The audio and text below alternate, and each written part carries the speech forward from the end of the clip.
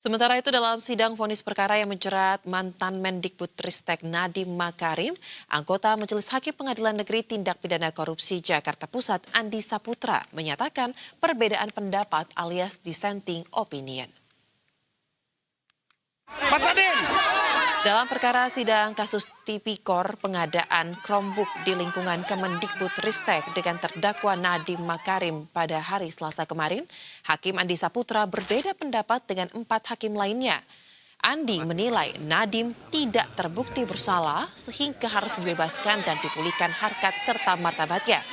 Dan dalam pertimbangannya Andi menilai Nadiem tidak terbukti bersalah terkait dengan dakwaan primer ataupun subsidiar sebagaimana yang telah dibacakan oleh jaksa penuntut umum.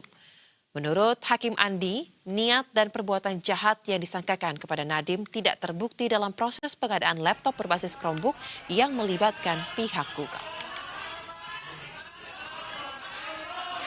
Dan melihat menimbang bahwa oleh karena terdakwa tidak terbukti secara sah dan meyakinkan bersalah melakukan tindak pidana sebagai didakwakan dalam dakwaan primer dan dakwaan subsidiar, maka terdakwa Nadiem Anwar Makarim haruslah dibebaskan dari seluruh dakwaan tersebut. Mohon pengunjung diam. Mohon diam pengunjung. Menimbang bahwa oleh karena terdakwa harus dibebaskan, maka kepadanya juga melekat pemulihan harkat dan martabat kepada kedudukan semula yang termasuk di dalamnya adalah hak untuk dilupakan, right to be forgotten. Selesai. Baik, dilanjutkan bacaan. Dan untuk menggali lebih lanjut lagi pemirsa terkait dengan dissenting opinion dalam vonis Nadiem Makarim, kita sudah terhubung melalui sambungan virtual dengan Heri Firmansyah selaku pakar hukum pidana. Halo, selamat sore Pak Heri. Soza, Assalamualaikum warahmatullahi wabarakatuh. Waalaikumsalam, terima kasih telah meluangkan waktu bersama kami di Berita Satu Sore. Langsung saja Pak, kalau kita lihat dari dissenting opinion yang ada dalam putusan sidang kasus Chromebook ya yang menjerat Nadiem Makarim, apa yang bisa kita lihat dari dissenting opinion ini Pak? Apakah ini artinya memang ada celah besar dalam suatu putusan itu atau hanya perbedaan tafsir yang wajar yang terjadi di kalangan para hakim ketika memutuskan suatu kasus? Saya rasa dissenting opinion ini tidak hanya terjadi di kasus Nadiem ya, di banyak perkara juga lazim adanya dissenting opinion karena memang ada independensi hakim sesuai dengan Undang-Undang Kekuasaan Kehakiman, Undang-Undang 48 tahun 2009, Mbak Soza, bahwa dikatakan di sana hakim itu tidak terikat ya pada kekuasaan manapun. Maka bahkan dalam satu katakanlah majelis pun mereka berhak dan wajib bahkan boleh berbeda pendapat kalau memang itu diperlukan. Maka dari konteks tadi rasa-rasanya itu bukan hal yang aneh sebenarnya. Cuman dari sudut pandang publik akan melihat ketika katakanlah ada 3 atau 5 hakim yang menilai kemudian ada 1 yang berbeda. Ini kan berarti keputusannya tidak bulat. Kira-kira begitu kan. Nah mengapa tidak bulat padahal objeknya sama. Nah ini yang menjadi tantangan adalah ke depan penilaian-penilaian semacam ini jangan kemudian diperdebatkan sebenarnya, tapi sebagai konteks bahwa ini bisa jadi dalil baru untuk upaya bandingnya Pak Nadiem, ya biasa dimaksimalkan karena melihat peluang dari adanya dissenting opinion tadi. Tentunya dissenting opinion kan berarti berbeda pendapat dari hakim-hakim yang lain kan. Nah tentu perbedaan pendapat itu harus juga dimasukkan dalam putusannya. Dan juga ada uraian pertimbangan-pertimbangan mengapa kemudian berbeda pendapat. Nah ini yang menurut saya perlu untuk kita lihat ya bahwa ada konteks bahkan terakhir tadi saya dengar Pak Hakim Pak Andi ya kalau nggak salah menyampaikan ada right to be forgotten gitu ya, hak untuk dilupakan.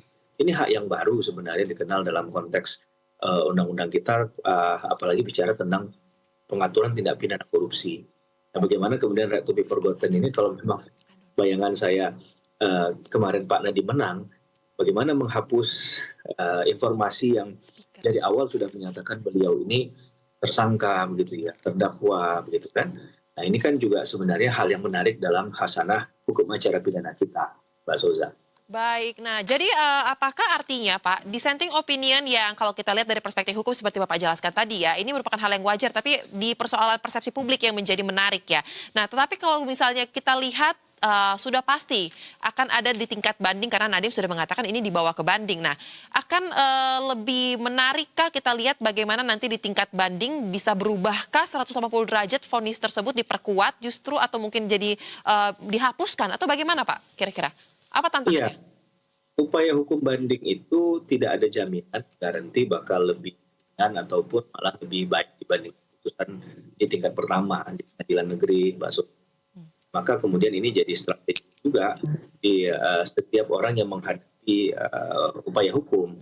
Kadang tidak semua mengambil keputusan untuk melakukan upaya hukum banding. Bahkan di akhir persidangan, hakim selalu bertanya, haknya tetap diberikan, diakomodir. Tapi tidak perlu dijawab pada saat itu. Bisa saja ternyata nanti mereka butuh untuk pikir-pikir, untuk berikan waktu berapa hari untuk memperkirakan apakah yang terbaik itu adalah melakukan upaya banding atau tidak. Karena semuanya ada konsekuensinya kan, secara logis dan yuridis tadi.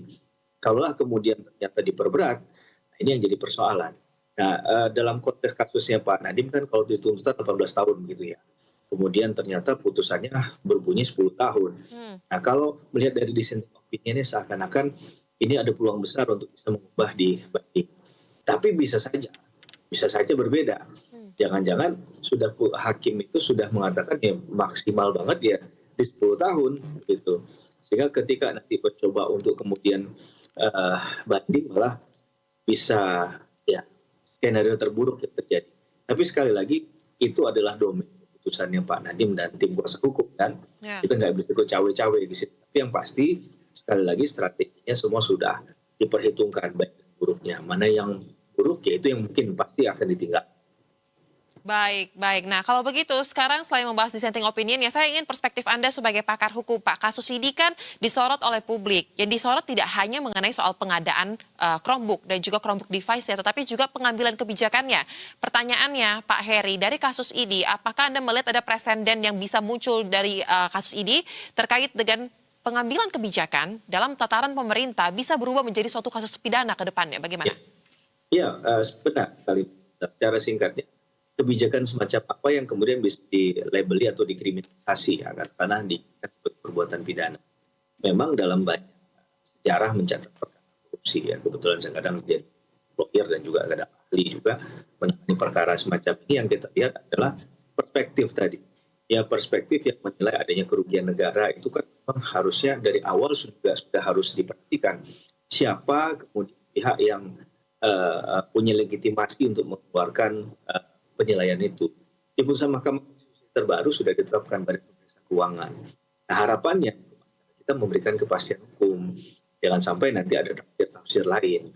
Nah, ini yang menurut saya juga sesungguhnya menarik dalam melihat kacamata penegakan hukum tindak pidana korupsi kita. Memang banyak sekali hal-hal yang sebenarnya dalam konteks pengambilan kebijakan itu ketika diambil dalam tidak keputusan yang bulat, caranya tidak utuh, ada satu saja yang kemudian berbeda. Jangan-jangan itu jadi pintu masuk untuk mengatakan bahwa kebijakan ini tidak direstui, bahkan mungkin akan berujung pada teriak.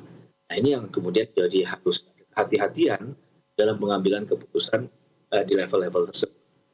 Itu menurut catatan saya. Baik. Menarik ya, kasus ini menjadi pelajaran penting ya bagi birokrasi dijalankan, khususnya untuk mereka yang berada di pemerintahan. Nah, terakhir Pak Heri, karena kita tahu kasus ini menjadi satu kasus yang paling disorot, atensi publik sangat besar, tapi dinamika di publik melihat kasus ini juga tidak berhenti sampai dengan sekarang. Sebagai pakar hukum pidana, apa kira-kira bisa Anda sampaikan kepada publik untuk mencermati kasus ini agar prosesnya tetap berjalan tanpa ada intervensi yang lain-lain? Silakan. Ya, kita menghormati jaksa penuntut umum juga menjalankan tugas profesinya ya. Buat ada narasi-narasi yang bertentangan dalam ruang sidang, kita ini orang hukum itu hal yang biasa. Harusnya nggak boleh baperan, tapi dibawa di luar dari persidangan. Itu memang tugas fungsinya lawyer, jaksa penuntut umum ya demikian. Nah, cuman ketika ini sudah muncul ya, walaupun yang klise ya, ada asas yang kan res judicata pro veritas tertutur. Putusan hakim dianggap benar selama belum ada putusan pengadilan tingkat di atasnya yang kemudian merubah hal itu. Nah, ini yang kemudian harus dicapkan, tapi sekali lagi belum tentu juga setiap putusan itu adalah putusan yang baik, maka bisa di-challenge dia. Maka upaya hukum itu diperkenankan. sampai bahkan pada tingkat peninjauan kembali di upaya hukum luar biasa. Maka menurut saya hal ini sah-sah saja ya dilakukan oleh para pencari keadilan, dan ruang mencari keadilan ini harus diberikan keadilan substantif, bukan karena kemudian negara pasti benar, kan belum tentu ya. Ada kalaupun benar porsinya yang mana, kalaupun orang itu salah, salahnya porsi yang mana. Ini yang perlu dicari dan digali dalam kebenaran material dari proses pemeriksaan pidana, baik di tingkat penyidikan sampai pada pengadilan. Ini yang perlu diperhatikan, Mbak Sota. Baik, kita akan kawal terus ya, karena kasus ini masih akan berlanjut di tingkat banding dan tidak menutup kemungkinan upaya hukum lainnya masih terus dilakukan. Betul. Dari kedua belah pihak yang terlibat dalam persoalan ini. Terima kasih untuk analisa yang sangat tajam, Pak Heri Firmansyah selaku pakar hukum pidana. Salam sehat, selamat kembali beraktivitas. Terima kasih.